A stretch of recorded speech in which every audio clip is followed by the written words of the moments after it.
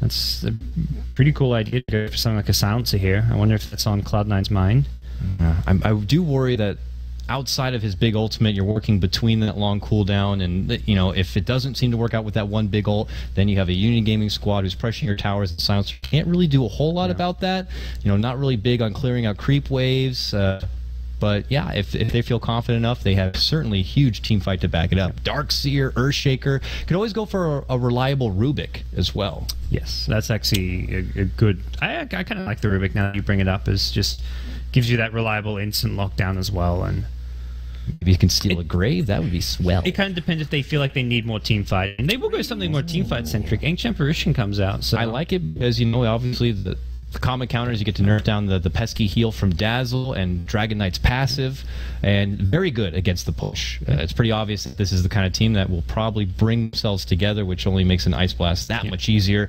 And unfortunately, they went with a committed Darkseer. We've seen a lot of those kind of lineups where it's like Storm plus an Ancient Apparition plus a Clockwork, where normally the Clockwork would lead in, drop down the cogs, quick follow-up with the Ice Blast, and Storm Spirit's there immediately with his quick mobility to just kind of clean it up. They could still do certainly the same here. Storm Spirit finds a target, Ancient Apparition sets it up, guarantees the kill.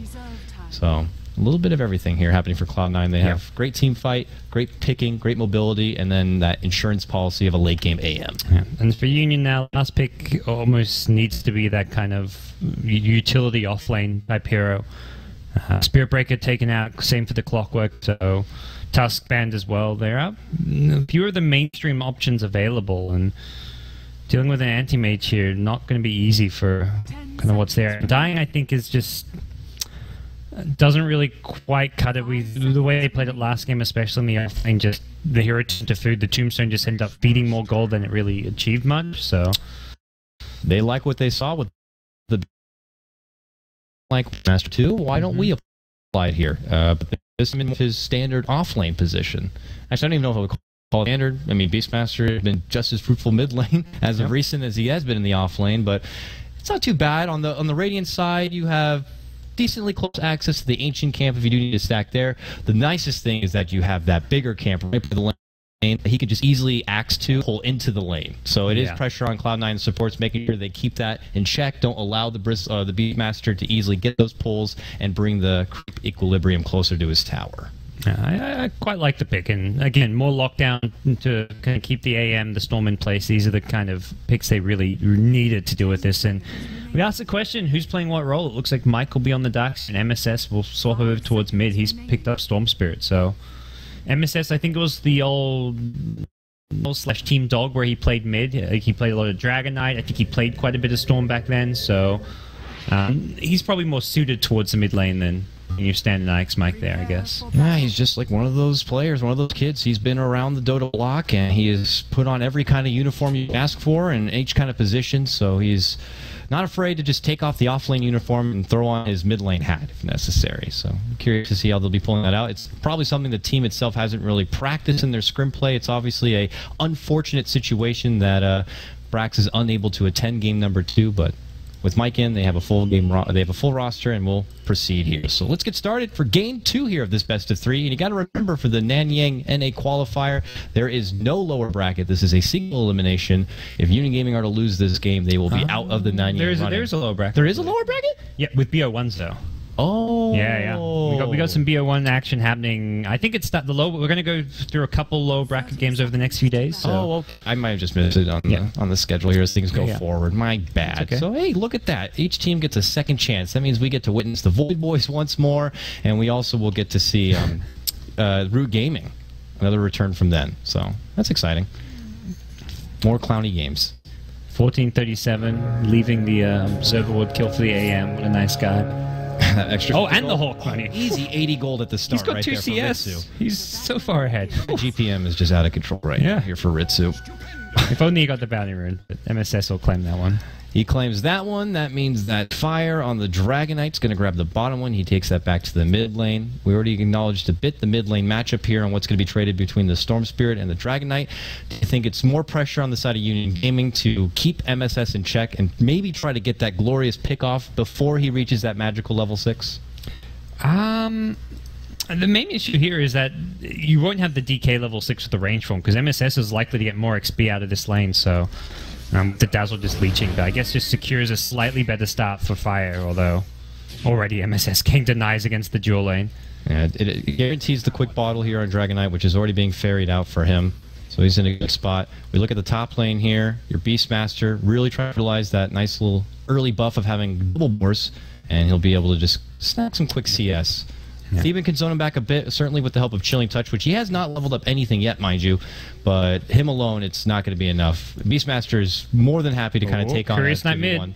SVG. He's got no boots. I don't think he can get it. Oh, doesn't even connect with the first punch. He would need two, yeah. I don't think he had any way with that. He doesn't have the move speed. Kuri's actually faster than him, and as a melee hero, ambitious, but... What if he fissured to block the courier? I was thinking that I was like, does courier... Because I don't know how the courier thing would work. Like, let's say you don't even micro. Would it run, like, upwards if you block the path? Like, that would be kind of fun to see. And would they even be paying attention? Does it idle there like a creep would? Or is it like, oh, I gotta find the next best path? Which... Oh, let's walk into the Surf Shaker. He looks friendly. Yeah, but... He'll show me the way. It's like you're in the heat of the moment. You're like, oh, if I waste this fissure, it doesn't work out. Then I have no fissure in case they make the jump. But no, I think you don't fissure there. Valiant effort from SVG. He just continues to kind of make that trend. Like, I'm going to be all over the place. You don't know where I am. I lurk in the shadows. I am the Batman.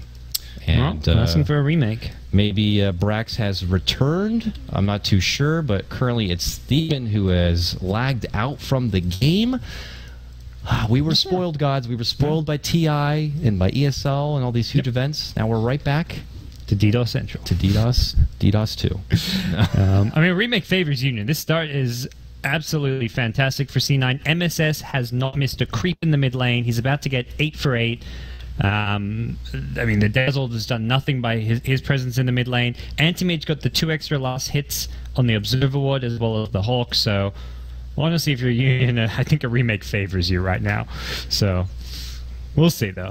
I'm not sure what... Admin's in there. He's like, you guys okay with this? Oh, yeah, he did. I was about to say, first I thought he just did spectator chat. Is that serious? Oh, this is going great. Yeah. This is who's called Ethel? Does that say Ethel? Ethel's like a grandma's name. I think he's the Russian caster, maybe. Gold Ethel. That's not a very Russian caster sounding name.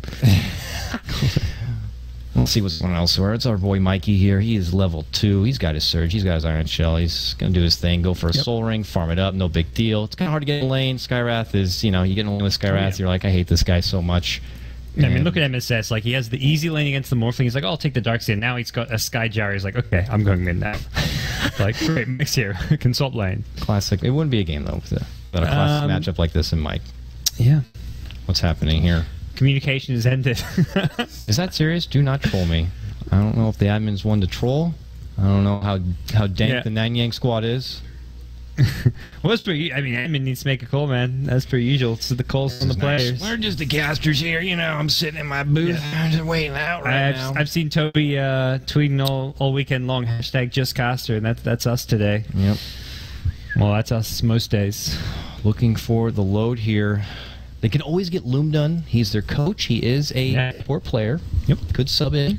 We'll just keep firing through their Rolodex of players until we... I just know Loomdon from like picking Tree and Protector all the time. He'd go play team party queue and then just pick Tree and just living armor you all day long. It's great. He's great to play party queue with when he's picking Tree. He feels like he plays really great support when he's in his upper bracket, but when I play with him, he's like, okay, I know I'm going to be in the trench, so I will carry. I will play PL and I will hit creeps and I will try to get you up there. What's happening here? Good question. Right. Well, winning about, they'll make a decision, I'm sure, soon here, but let's talk about the rest of today. Now that you gave us a bit of an inkling as far as the future schedule, and I clearly don't know, so we can get inside of that. So this is our first best of 3, ladies and gentlemen. As you can see, Cloud9 taking on Union Gaming. We're in just game number 2, but this is not the end of it today. The next series is going to be the new Team Fire going against Pain Gaming, the Brazilian squad gods. You got to remember, Team Fire is Jao, as we all know, from Rave. 747, a.k.a. Suzy, he is from Void Boys. He's actually very good. He plays in FPL. A lot of people have been really talking about his skills. Moo, as we all know, he's, I believe, currently ranked number 2 in top MMR in America. He's your offlane player. We got Whitebeard. We all know who Whitebeard is. Formerly Sna, Fire, etc. And, of course, the one and only Captain Fluff. And Blitz as a sub. Do we get to see Blitz Dota today? If this Someone happens, gets DDoS. yeah, I'm just gonna, I was about to say, like, that's as a sub. I feel like that's one of your key roles. Like, a teammate gets DDoS, you need to stay. Like, this is where C9 should need a 6 or. I guess, like you say, Loomdun's more their coach, maybe less so. I mean, in emergencies, I imagine he's more than capable of playing. But there's maybe play like here they pull an Ike's Mike. But all right, everyone's saying go. Yeah, it looks like maybe we'll go a remake, and MSS says we might need to use another stand-in, unfortunately.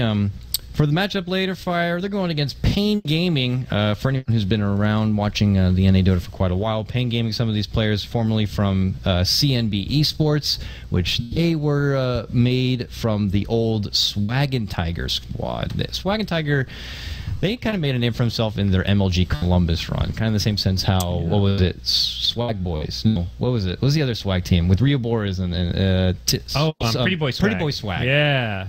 I just remember that was the season of Swag, if you will. Okay. Swag and Tiger, and are we making here what's actually no one was router reset? I gotta unplug it and plug it back in. I'll blow the disk off, and that will make it work. It's the old N64 trick. Exactly. We're wrong here. All right, we'll continue to wait. So, what do you think about that matchup? Fire going against Pain. Obviously, a lot of people have Fire.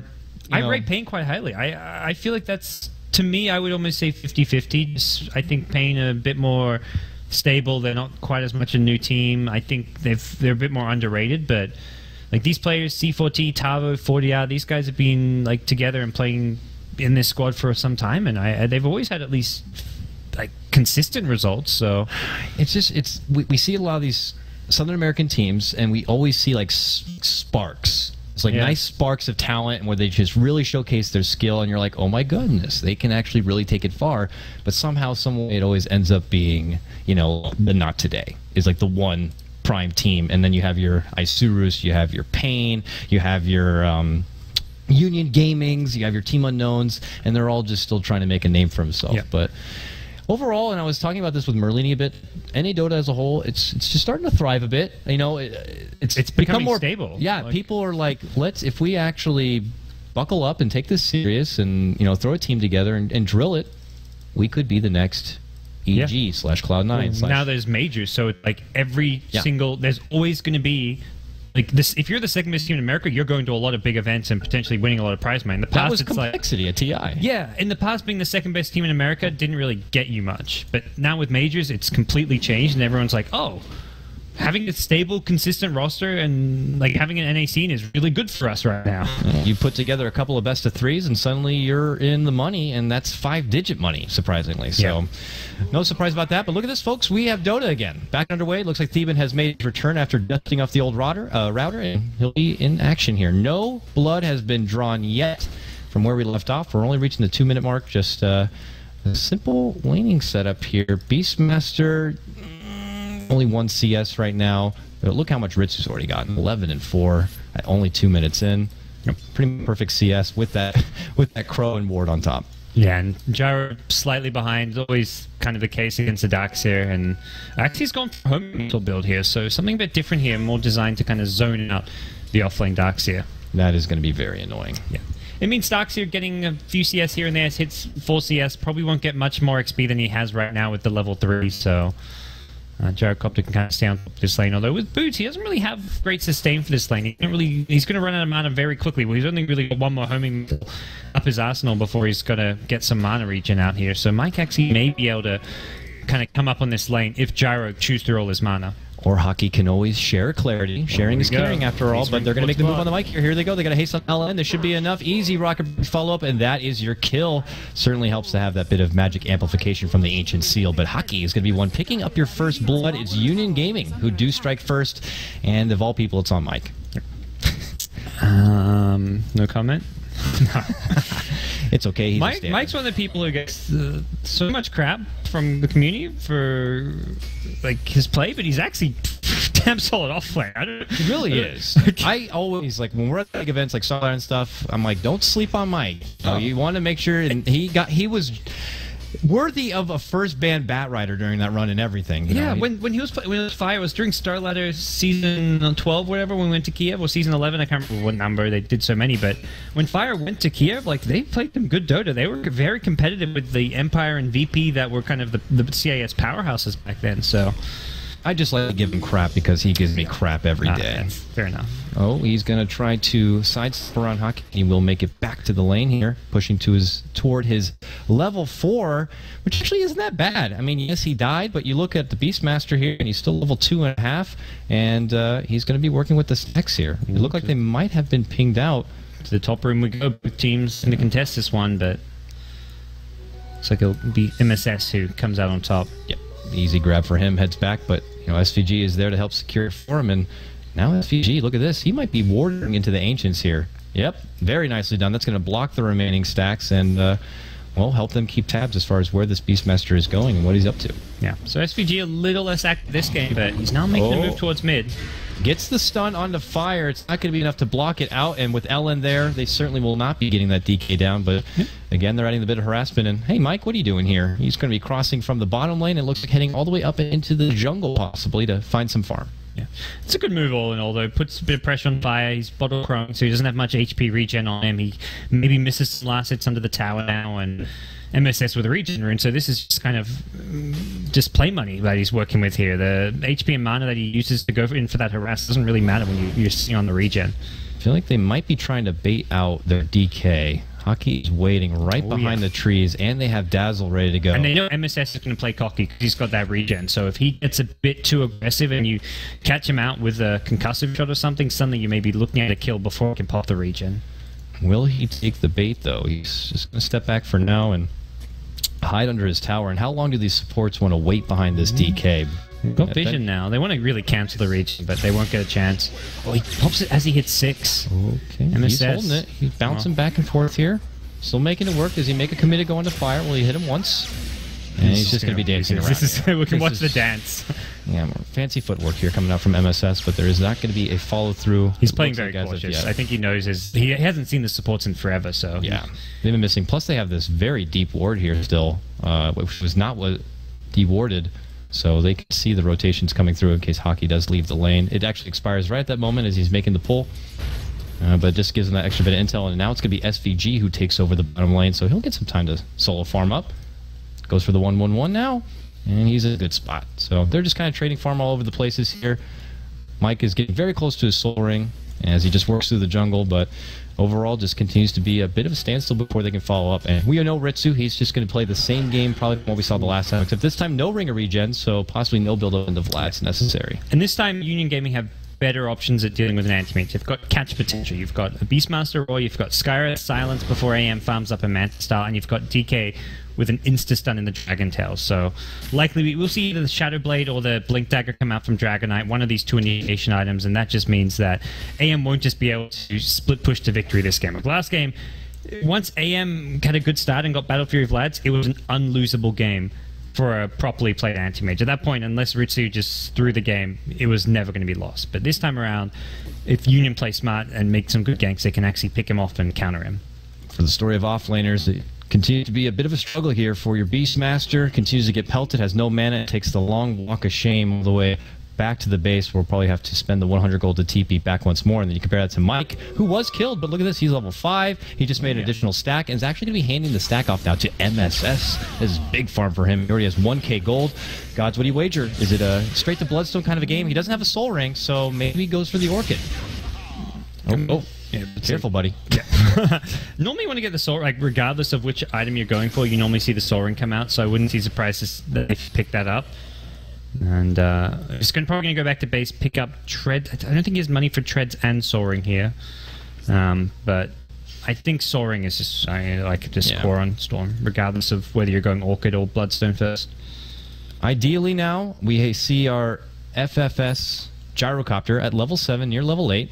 For a lot of teams, this is the time for him to get a bit proactive. You'll see that early smoke, TP rotation, and he puts that first call down really strong use by picking off the opposing safe laner, something that for a while has been unexpected from your Gyros. We saw a lot of TI, so it could be more expected now, but here he is, no smoke. He's just considering the idea with flirting around this mid lane, but it looks like it's all the same. They want to get him involved. Yeah, and Haste Rune too. This is one of the benefits of the Bottle Gyrocopters. You can find these playmaking runes, Haste, Invises, DD Flak, even with no items. The DD Flak does a lot of damage in a team fight, so we'll see where he looks to move here. Has the TP, so if there's any potential action anywhere on the map, TP and pop the haste and look for some kills. And it looks like Hockey is going to put more emphasis on leveling up the Arcane Bolt over value into the Silence. So, I mean, I guess you can see an argument for both sides in this kind of a game. You're going against a Storm Spirit. You might want to consider putting a lot more into the Silence and an AM, or even stopping a Darkseer from surging away. But it looks like they want to put more in just the burst. I think for now it's okay, especially for zoning the plane. It works out. And you may go for like a balanced build, like go for like a 2-1-2 type build and get like kind of equal points between the Arcane Bolt, Ancient Seal. But even maxing the nuke is always good damage. Like the level 1 silence, still 3 seconds. Combine that with stuns from DK Beastmaster, you're still looking at a decent amount of control. 77 and 28 CS on Ritsu. This is disgusting. That is just an AM dream right now. So he's got his Perseverance, no surprise. He's going to make a good quota on that first Battle Fury, it looks like. Just all in a day's work for Ritsu right now. But here we go. That's the smoke we've been looking for Union Gaming. They're looking to get another kill in the kill column here. They see heroes too. This Hulk giving them a lot of good vision. Can they kill MSS though? He finds the hole. If he pops a Remnant, he could see them from smoke before... Oh, they'll see more of an easy target here in AA and probably just go for that instead. But Fisher's there, actually nicely blocked, but AA by that point has already eaten so much damage, he's going to be easily cleaned up. FSS moves over, sees a nice little stack here, and he's going to quickly farm it down. This is great, heads up. Just quickly get this while they can, and that's going to give them that much more gold and take that much more away from MSS. Yeah. Just a double stack, though. If they got there when there was like the quad stack that was there earlier that the Stormfire, it would have been huge, but... That's like kind of the that's not the ideal kind of result for the smoke gank. Just getting the support kill and a double stack of the big camp is not really that crippling for C9 the entire time. It doesn't hurt the AM one bit whatsoever. It slowed down the Storm. AM is still not being dealt with. His battle fury timing is still looking very scary right now, and the Storm is still in a good place. He's got more CS than the DK by a big margin. He's the #2 hero on net worth, so I think ultimately that smoke was maybe about an equal trade between the two teams. Would have been great for Union Gaming if the smoke led to a pick maybe closer to the mid lane. You could then quickly utilize that Dragon Form and follow it up with that Tier 1 takedown, but they got the stack nonetheless out of it. And speaking of stacks, they got a big one here, and it's going to be the DK who will farm it up. So he's going to quickly blitz through this and probably go for what you were saying, that first big, possibly mobility item, whether it be that Shadow Blade or a Blink Dagger. Yeah. I kind of like the Shadow Blade just because it gives you some parry potential. Hold that thought. They're making it go on the top lane. Roar comes out to try to save himself. Beastmaster making it away. Quick TP rotation. Call down comes out from FFS, but quickly C9 will pull back. Okay. Good defensive reaction there, and Gyro rotating there doesn't hit the cooldown, but he has a regen rune, so he's still full HP, full mana even after that, and we'll look to kind of transition to a push from here. They're there for now. It's just SVG lays out the early fissure for the rest of his squad. They quickly take the opportunity to farm right through the jungle here. Rutu now has the Claymore. Look at his finisher Butt Sword. He's about 700. Does come out from the side of UG. Yep. Just a brief second here. How is 1437 doing? You know, he's actually doing well. He's level 6, which is great. I mean, he's in that hard 5 position this game. Actually, I guess it'd be a bit of a toss-up between him and SVG. But, you know, more importantly, it's just to hear you want to get levels on. The dream is you're able to throw together a Midas, then you can accelerate the XP that much further, get to that level 11 Ice Blast, and, you know, eventually make it to that glorious Agnum Scepter if possible. But he's got his level 6 now, and that first Ice Blast is already going to be heading to the top lane here. I don't know if there's going to be a follow-up with it. Needs to be careful. Fissure, the Dazzle. Oh, he's so far out. Ellen, no, it's coming. He shallow grave. I don't know. That's not going to work. He timed it right. He's right. Oh, wow. That was just at the end right there. That was actually, like, that's one of those sick Dazzle plays. If you time the grave right, like, so that it lasts just the duration of the Ice Blast, it's very well done. Yeah. SVG will pull back. Unfortunately, they will come short there, but he goes right back to the lane. He's getting pretty close to his level 6. Bottom's being hard pressured by Mike. He's kind of creep skipping here, putting the creep wave on the tower, and this T1 bottom is very low. Yeah, overall, Union Gaming have been neglecting the bottom half of this map quite a bit, which has allowed Mike to really push forward here. He already has his buckler in the stash here. Gyro's being caught by the Ancient stack. MSS does the Storm Spirit thing, quickly moves in, sidesteps the call down, gets the job done, and says, see you later. Heads right back out and back to base. That puts Cloud9 on the board now at 2-1. Yeah. So it will be a Blink Dagger for Fire. He's picked it up. He's kind of pressuring the mid Tier 1 tower back, kind of countering the pressure that's top as well as bottom. But For, oh, Hockey walks by Mike, sees him farming. He's like, can I do something about this? The surge actually already been used. If he gets... Oh, can he burst him down with Mystic Flare? He can! Oh, man. That was a bit of an awkward, like... dirty stare right from each other. Like, Mike's there, he's farming, he sees the Skywrath Mage, so he quickly, oh, hold on a second, we got a big Ice Blast coming on the fire. It does connect. MSS should be able to follow up and finish him off here. The Shatter would come nonetheless. Hit him one more time, he got it. And it's going to be MSS who does pick up that kill. Cloud9 string one together after they quickly lose their IX Mike darts here. Now, top lane, the pressure is coming. FFS rather, TP's in, sees SVG. Rocket! Oh, it doesn't make it in time. Just coming up a bit short. SVG will get back to base. Very close call. Yeah. And I mean, I'm still just worried for Union Gaming because of how farm the two C9 cores are. You've got Anti-Mage 000, the Dream Anti-Mage game, as Treads Battle Fury, working on the Vlads already. You've got Storm 2-0, finding kills, finding towers now as well. With all the action happening towards top, this bottom lane completely opened up. And that's where Mike dying is just kind of creating some space, finding where heroes are on the map. And Storm's like, well, that's Skywrath is. That means I can kill the DK mid. So it's kind of a butterfly effect. Yeah, Mike maybe gets solo picked off by a Skywrath Mage, but it gives Storm the knowledge that he can go for a kill on a risky hero. Because normally if DK hits him with a stun, Skywrath is there, suddenly you're dead to the Skywrath ultimate DK stun combo. So MSS gets something out of Mike's death, which is a really nice trade for C9. And look at Ritsu go with his haster, man. He uses it, quickly goes to the top lane, cuts down a full wave, steps back, notices the Ancient Camp, and he's still considering going for another cut here, and he does. Right under the nose of Union Gaming. Just happy to take this 2 full creep waves. TP's away. Okay. Ooh, found him. Valiant Mystic Flare, but it's against an AM after all. He only has the 1 level in the passive, but he's able to shrug that off. But, all right, man. He's really finding the farm all over the place, and... as you said, it continues to get better and better for him. But I have to say, Union Gaming, so far putting up a tougher fight than we saw in game number 1.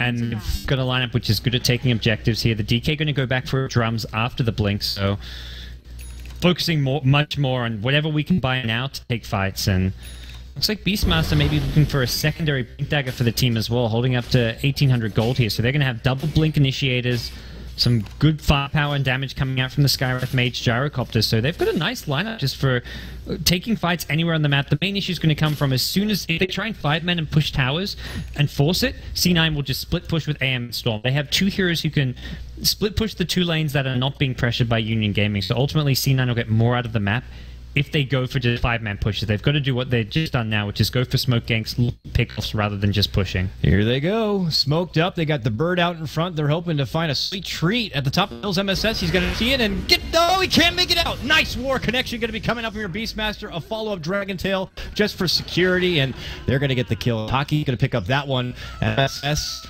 maybe a quick hand off the keyboard is all it takes because he sees them and there's just not enough time to react and get out of there. Yeah. Mike now finishes the mech for the team, but Union Gaming's already on this tier 2 tower, so without the Storm, this is not looking like it's going to be defended. And nice blast. They do a nice spread, but it still will connect on the 2, including LN. Call down here. Look at this. Opting behind the tower. FFS wants to get a hold of SVG. Battle the alphabet here. They're going to make a go. They should get him. Oh, nice connection with the Axis. Ancient Seal is there. He's still on the prow. FFS. Can he get close enough? The rocket will do the job. They get him. It does draw attention away from the tier 2, but at least they have fire still here, chunking it down. Would have dropped a lot quicker if they had more help. Oh, and AM is creep skipping as well, so this mid lane push may actually end. Except DK's got it. Just... oh, no. He's trying to get... and he has to get away. This could be denied if he's not there in time. MSS is damage, nearby. yeah, ticks it down there. Should get denied. Looks like Theban's going to be taking care of that. Not before he gets a quick Ice Blast off. Man, look at that jump from MSS. Gets the quick pick onto LN. And the heads up from Theban. Gets the connection onto FFS, MSS. This is terrible, guys. These letter names? Are you kidding me right now? We got MSS. What is it? FFS, MSS, 143, SVG.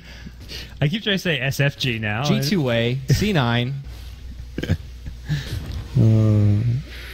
Will they make it back in a way? They're in a good spot. Still 5-3, though the majority of net worth and half of Union Gaming have just left the game. Well then, things escalated quickly. Well, the old, that's the you're gonna DDoS us, we're gonna DDoS you. I don't know. The cyber cafe issues normally when it's the Insta 4-man DC. Gotta feel bad for the one lone Dragon Knight. Yeah, I know. Fire, who's when like, I see that, I'm like, oh, so DK's like all the other 4 are all playing at the same location, and DK's been left out. Like, poor guy. guys, I can't do this alone. He hasn't even got the cool DK set. He's just sporting. Well, you gotta remember, it looked like they're all on new accounts or Smurf accounts, so maybe most of their hats are collected elsewhere. That's true. Good point. But how do we feel though overall with where this game spectrum has gone? I mean, you can't help but obviously say that Ritsu's AM is just doing whatever the hell he wants. He's I like the level current 14, and it's just crazy. Yeah, the current game plan from Union is solid. They got up a lot of deep aggressive wards. I think blocking the camps is the wrong idea because it kind of reveals exactly where your wards are. So they did it at the Ancients, they did it in the Dire Jungle as well. I think just putting these wards in aggressive places to get pickoffs is maybe more effective because you walk to a camp, you see it's blocked, and you're like, oh, this camp's blocked. Chances are it's an observer ward. They see me here. It's dangerous because they see me if there's heroes missing on the map. So I would have liked it a bit better, but I think the concept is right, where it's deep, aggressive wards, go for smoke plays. Now's the time where you basically want to shoot through all your smokes and try and apply lots of pressure on the anti-mage, because if he gets up to Manta style, I think you just lose the game. You've got some ways of dealing with him, picking him off, but you haven't got the late game carries. Gyro's gone for a drums, DK's gone for a drums as well.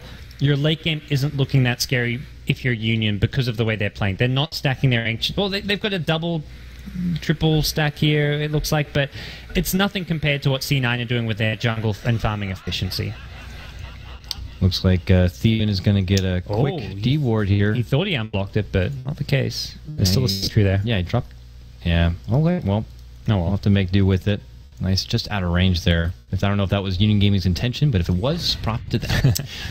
We're happy to just have them back, at least for now. And it looks like FFS is going to be working with the stack. It was a stack that was spotted out previously from C9. Oh, Ritsu, they make a jump on the MSS here. Dragon Tail connection.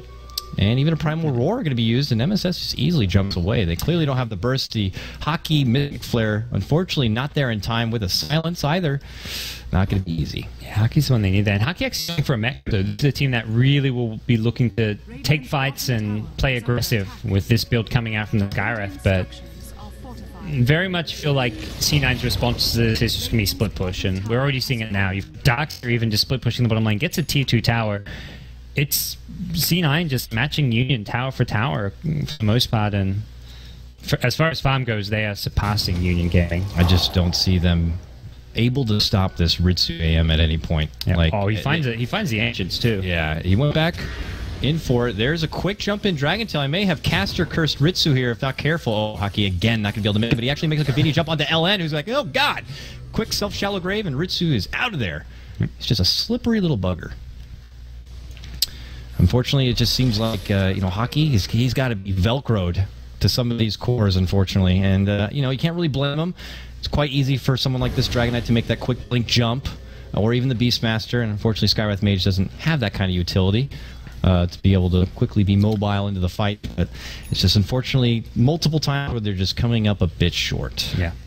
And it's not entirely... You can't really say it's on the Skywrath, like you say, because he doesn't have that mobility, so... And teammates just, when you play this well and you kind of keep tabs of exactly where heroes are on the map, which Dire Vision's pretty good, at least in the Radiant jungle for now. Ritsu can have a good time kind of being aggressive on the map. He sees Skywrath bottom now, and he's probably thinking, okay, Beastmaster, DK, these two heroes can't actually kill me by themselves, so no Skywrath here means I'm probably pretty safe. Looks like T-Bin got his Midas. The Golden Glove on Golden Doom is going to be heading out his way, and at least for me personally, and this is my low standards, if I'm getting a Midas before 20 minutes, I'm good. That makes, I'm happy. So now he'll be able to quickly farm up. That means a big boost in the XP. Just quickly uses it on the creep to, max efficiency on time, I suppose, but now it can get to that level 2 Ice Blast that much faster, and of course to that Agnum Scepter. Ritsu's going to be spotted. They quickly blink, but he's already blinked on the way out, and was the Dragon Form used? It was. Yep. So they got to be like, okay, let's go bottom. Let's go to the tier 1. We got to use this Dragon Form while we can. And they're going to lose mid, though. That's the thing. Is if they show 5-man anywhere on the map, Ritsu will immediately blink towards mid. So I don't know. They can't really just 5-man push this bottom lane. They could maybe push it with like 2 heroes, 3 heroes, but the heroes that can push it are also the heroes that need to defend. You can't defend these side lanes with like a solo Dazzle, for example, or a solo Skywrath. AM will just blink on them and go for kills. So this is a really tough spot for Union Gaming to be in, because they can't just go for tower pushes as they'd like to. With the way Ritsu is playing, he's playing... This is really good anti-mage play. He's not just farming. He's farming like aggressively. He's applying so much pressure on the map with where he's kind of blinking, he's creep skipping. Yeah, he's actually, the fact you have to deal with him, like you see an anti-mage farming, but if he's just AFK farming, you're like, well, he's not annoying us, he's not pressuring us, we can at least take towers, so we're getting a trade. But Union Gaming can't get a trade because he's just being so pesky on the map and forcing them to rotate, forcing them to not go for pushes. So this is how you like. This is like the perfect way to play an anti-mage. This is just great. And the nice thing is, and this comes more from this new, fresh, younger talent, is they're just finding more unique ways, like with farming patterns, even for anti-mage. You know, for a while it's like for your more traditional, like for a while like your burnings. I would even say your, for Eternal Envy, they almost get caught out by prediction alone. It's just like, well, he's obviously going to be going across towards this farm camp, so if we cut him over here But you see Ritsu now jumping from the ancient camp across, making creep cuts behind towers, and he just knows exactly, with maybe his just very nice game sense, where the other team's going to be, where he can get away with doing this kind of farm, and just continue to be annoying. And when you're on Union Gaming and you're seeing an AM creep cut behind a tier 2 while you still have even a tier 1, you're kind of like, guys, we should maybe do something about this. Yep. Like, he's really just doing this to us, and that creates frustration. Your morale's going down. You're forced to rotate around when you don't want to be, and that's just all in the day's work for Ritsu. And him alone is doing that to this team, Union Gaming. Yeah, that's where AA gets a good timing on the Midas, because you've got all this room just to farm your creep camps, farm your jungle. Storm's getting a lot of space here. He did die the one time to a smoke gank, but that's kind of one of those things where the Union Gaming smoke gank here or there, if it just finds a pick off and doesn't lead to objectives, is ultimately okay for C9. Even if it's like an anti-mage death here or there, they're the ones applying pressure, and Union Gaming ultimately don't have the space to ever go for any kind of pressure play of their own. We haven't seen it since that tier 2 mid push, which came off of the Storm pick. So they need to, I'd say, just go for another smoke gank and look for more of what kind of led them to get that tier 2 mid tower. So as they come bottom, it still looks like they want to see if they can get some pressure on this tier 1 while they have some time left, like half of their dragon form left to work with. Unfortunately for them, it's still not going to be in good time for Skywrath Mage's mech. He's about 200 gold short from having that extra, bit of sustain for when they do want to come together and make pushes happen. We already know what the repercussions could be if they do 5-man and what Cloud9 would be able to get done, but they're just feeling like we at least need to remove these tier 1s and these access points, and maybe options for a future Roche could even come into play. We'll have to see, but also, this DK Shadow Amulet, and he already has a blink, so he's going with the Shadow Blade buildup, it looks like, or possibly even into the new Glimmer Cave? No. Oh, the upgrade Shadow. Yeah, Silver Edge. Oh yeah, that's a great item against the AM, of course. Yeah, so I don't know if the priority is being able to get the jump, because if you're able to Shadow Blade in, so if you're even with a sentry down, I can't remember where I saw this in a video recently, but if you're able to Shadow Blade in, even with a sentry down, you could still get a quick enough jump, especially with a hero like Dragon Knight who has a Dragon Tail on like a side farming AM. Yep. You might just need that much more of a surprise attack just to even get a hold of them. Getting both items in tandem is, it's often really strong. You can blink in and then use the Shadow Blade within the fight to escape. Like you say, even when they have sentries and stuff, it gives you the extra movement speed burst, and it forces a lot of sentries out on the dire side, so it's going to hurt the economy of C9. And, well, we'll see what they do. This is where Ritsu really needs to be split pushing at the top or mid lane. He sees the push coming bottom, and it looks like for now he's going to farm the Ancients, make his way probably towards mid lane or top, and continue to split push. I mean, 21 minutes in, you're handing over your bottom tier 1, and it's like, it's bound to happen eventually. So. Does lose some Roche control for C9. It makes it a bit harder to contest Roche, and if Union get in a position where they can go for it, which... Hockey and company waiting nearby, maybe, to get a pick here. SVG seems to be the closest target. Mike is right behind. They see both, and that's a blink mech on Darkseer. They are still lingering. They see Darkseer far away, and I think this is dead Earthshaker. There they go. Jump in, roar, immediate Mystic Flare, and SVG is put in the ground. Gyro. Gyro getting caught up here. MSS drops his cooldown, can't make it away. MSS is able to easily follow up. Is a bit short on mana, but he will quickly bottle up. And here comes Fire. Has a Shadow Blade. Now has the blink in. There's going to be the Dragon Tail. Still has Shadow Blade if necessary. Gets the quick breath off. That stun that gave him TP. Yeah. Because he already used the stun, that means that MSS can easily TP away. Needed to maybe just blink, just start nuking him and just pop your drums and right click him, and then you've got to hold the stun until the Skywrath gets there. So unfortunate, but I think they had the capabilities to kill the Storm there if it was a bit more patient. Really nice gank at bottom lane. They used the Hawk Vision so well there. They saw the Darkseer sitting behind and waited till they could track that Darkseer at left to go on the Earthshake. So that was some smart play from Union, but they're still just so far behind this Anti-Mage who now has the money for Manta Style. And just look how freaking farm this guy is, man. Nearly 14k. About to have... He has his Manta complete if he wants to pick it up. And I have not yet finished farming as he works his way through the Union Gaming jungle front. And with that, it looks like pressure could be coming shortly here from Cloud9. Feels like a smoke is coming, and I'm right. Demon has one in his pocket. They spotted Ritsu with the Hawk here. He's going to be careful. Well, if they make a jump on and commit a lot, they will not have a lot for the follow-up fight that could be coming right behind him. Oh, they saw him now. He blinks north. Oh, this is the back end of a Shadow Blade. There's a blink in. There's a Dragon Tail. And quickly C9 are going to come to respond. There goes Ice Blast to jump in from MSS. They're going to get the pull on the fire, and they're going to get the kill. Now they're going to go for more. Hockey's going to get grabbed there after a quick 1-2 punch coming in from Cloud9. Yeah, they didn't have the damage for that. It's one of those things where it's like, oh, I saw where he blinked. I can stun him. Let's do it. But no one else could do anything. There was just no follow-up to the DK stun. Beastmaster wasn't there for a roar, and even if Beastmaster's there for a roar, again, the damage onto the Anti-Mage, where does it come from? A Gyro right-click is not going to do too much. Has drums Yasha, so at least he's starting to right-click a bit, but this AM is near unkillable now that he's level 18 with max spell shield. Yep. He just shrugs off all the nuke damage coming out from stuff like Skywrath and Gyrocopter. Maybe you preemptive weave and hope his armor is like all the way down by that point and you can move in and have everyone close enough to get enough burst, but those kind of situations don't... By the way, look at this from AM, not completing the Manta Style. He's going to go Lincolns instead. Oh. This is very really doesn't unconventional. like the Primal Roar. Yeah, Roar and the DK stun. Like a DK blink initiating, nothing to cancel it. A Beastmaster blink roaring, nothing to cancel it as well. So that's two heroes with blink stun initiations that cannot cancel the Lincolns. Yeah, ideally it's like, oh, maybe our Shadow Priest will get him with the poison touch. That doesn't work in actuality. You shouldn't be that close. Yeah, be in there if Dazzle's in front, he's dying. He's getting... Dazzle has to be so far back. Also, he doesn't have Poison Touch, but even if he has it, it's just same for the Skywrath. Skywrath can't be at the front throwing Arcane Bolts. It's just death unless you have a Death Wish.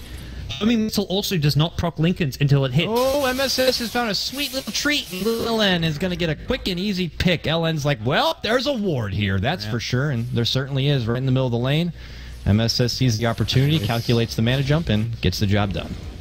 You know, the thing with the Manta is it doesn't help you against a Blink Roar or a Blink DK stun. So this Lincoln's makes him practically invulnerable because they have nothing to break it with.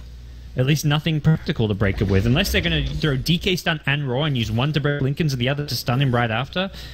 And at that point, you've haven't really got a way of killing him. I think this is a smart choice for Mitsu with his playstyle. I think if you're playing the more defensive farm playstyle, you go for the Manta style, or if you're fighting with your team, you go Manta style. But considering he's always off alone solo split pushing, Lincoln's for now is a better item than the Manta style. I mean, if he wants to get the Manta style, he'll have it here very soon. Yeah. Just the way he just farms so fast. I think it's just, well, I'm just going to get my 6 slots and then we're going to end the game.